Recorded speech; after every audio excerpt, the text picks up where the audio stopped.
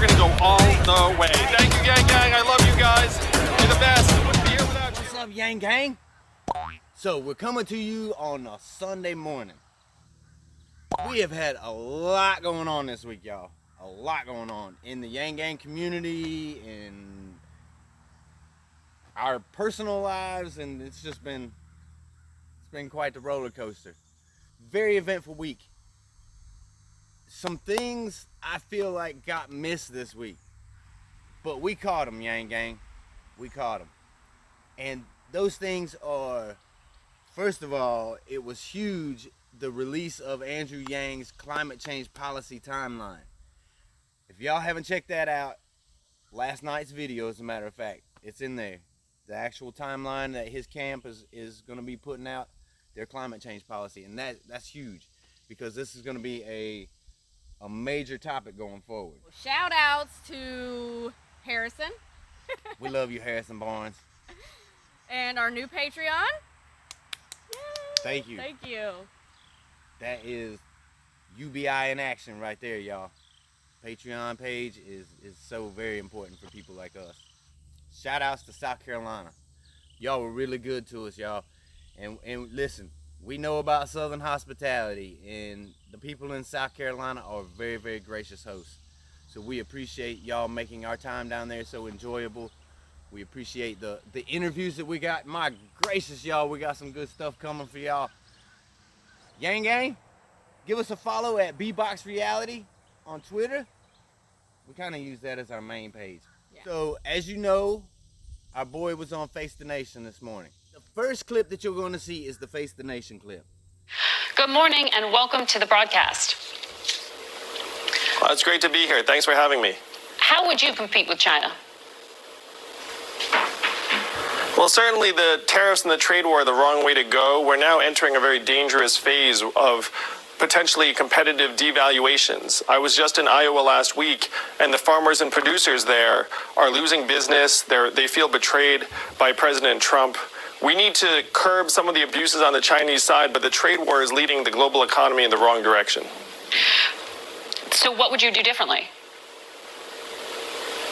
What we have to do is we have to create a path forward for the Chinese that allows them to save face and say, look, we need to curb your theft of intellectual property rights, and here's what we can do in return. But the problem right now is that there's no notice, and there's this arbitrary nature of the tariffs where Donald Trump will say one thing one day and then come back the next week. And the Chinese at this point don't know how to negotiate in good faith. We have to create a path forward that'll work for both sides.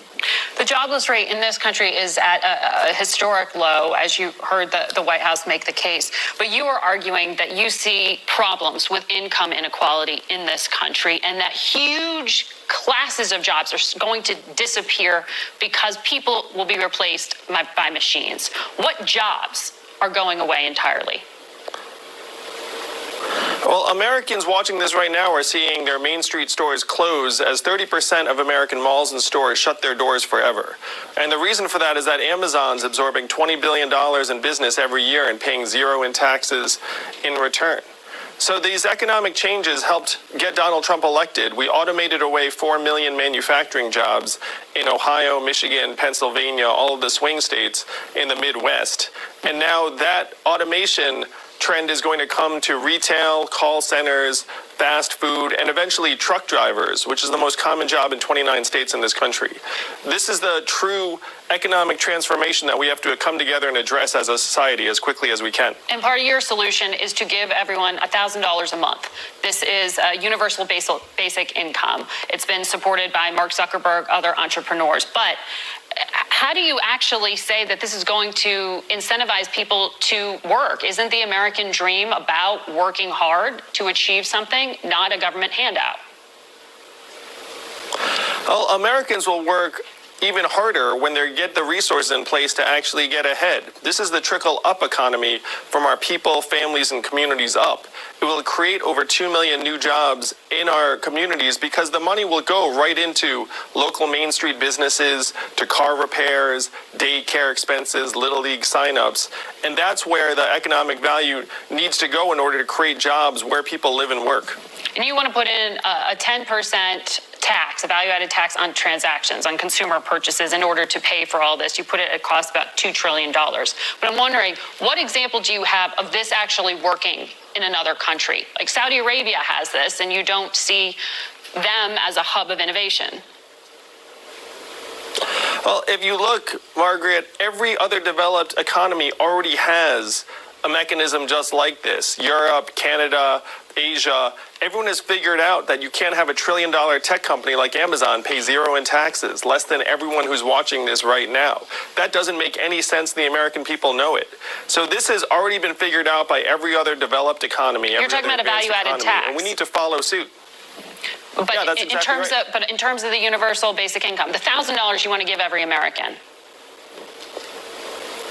Yeah, so if we look within our own country, Alaska's had a dividend of $1,000 to $2,000 per individual for almost 40 years. It was passed by a Republican governor. It's wildly popular. It's created thousands of jobs right there in Alaska. So you don't even need to look abroad. They call it the oil check in Alaska. We're going to call this the tech check. It's going to help rejuvenate American Main Street businesses and give us all a path forward. Andrew Yang, it's an interesting idea. Thank you for making the case, and we'll be watching your campaign. We'll be back in a moment. Take a look at this clip right here. This is during the debates, and this has been a major sticking point for Republicans and the conservative side. Raise your hand if your government plan would provide coverage for undocumented immigrants. Okay. While Andrew Yang was giving his speech in New Hampshire. We are breaking news. Here's the thing. I'm very much a sports person, so I like to break down the game tape. So when I study Andrew Yang, that's how I'm studying him. I'm breaking down the game tape. And not many people are picking up on this. I didn't see any major news outlets talking about this, and they're not going to, because they want it to be a sticking point against all the Democrats. But here's the thing, Andrew Yang has come out ahead of time, major news outlets, and clarified his stance on immigration and healthcare, right? That's what it was all about. That's what it's got everybody so up in arms about the Democrats, because everybody raised their hand on that stage.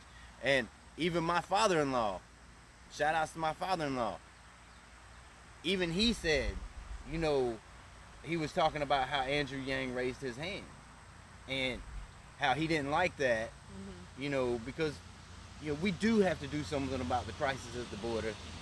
The problem is when you get on that debate stage, you've got, you know, they're asking this broad question and they're asking everybody to raise their hand. So, you know, you have no time to clarify your stance. But we are so happy that Andrew came out and clarified that stance, because now we can move forward. We hope that you enjoyed this, Yang Gang. Get ready for the bloopers. I saw you in Exeter. When you spoke there, you mentioned that it would be, with the Freedom Dividend, it would be imperative to figure out border security. At the first debate, you did raise your hand when they said that you would support providing health care for undocumented immigrants. I'm just wondering, for the people on the right side of the aisle, what do you say to them in terms of what you're going to do regarding immigration and the Freedom Dividend? So the Freedom Dividend would be for U.S. citizens only. There's a very, very powerful incentive to try and become a citizen. I am for a path to citizenship for undocumented immigrants. We have over 11 million undocumented immigrants in this country. It's impossible to deport that number of people. You would collapse regional economies, separate families. The whole thing's a non-starter. It's irresponsible, actually, to present a fantasy that you can somehow deport that many people. Right now, there are problems because you don't know who anyone is. They hit your institutions, they get into car accidents, they go to hospitals. Right now is a very problematic approach. And the Republicans, under Marco Rubio and others, at one point championed a path to citizenship. This was historically bipartisan. It's just the Republicans have gone another direction.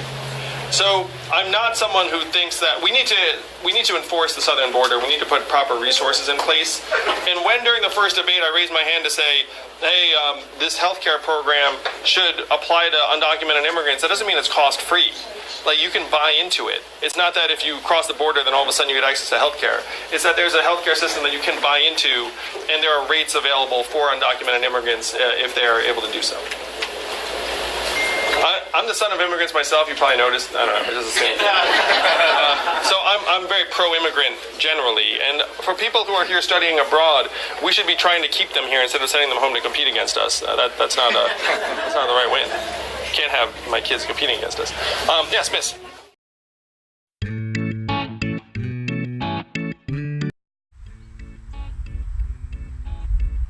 How's my hair look? Dad jokes.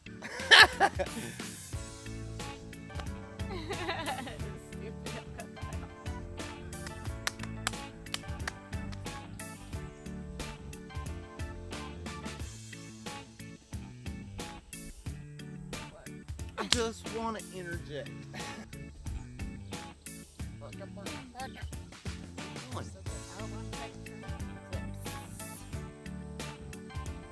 And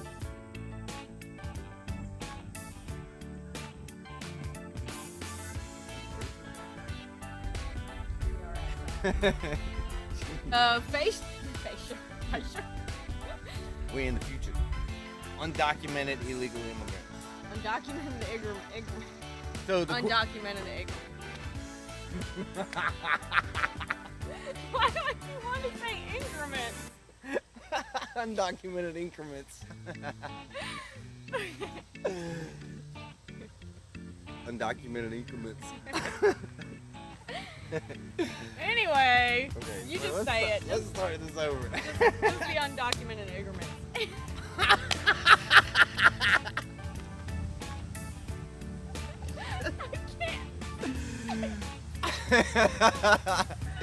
I got this. Okay. I gotta get the tears out. And cut. Okay. Okay. Oh man. Okay, talk about. I'm not even gonna say. You just do it. All right, I got you.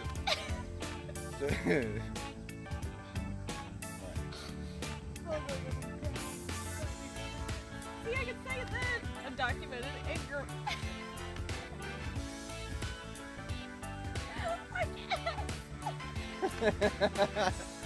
I have no idea.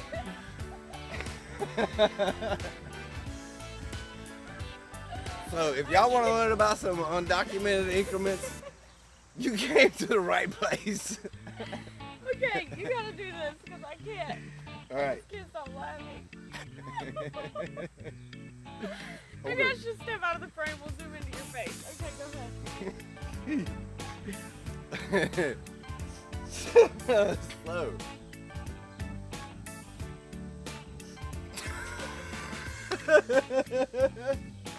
We want you. I'm ready. Ready? All right. So in this clip, what the hell just happened? We're never gonna get through this. Undocumented immigrants.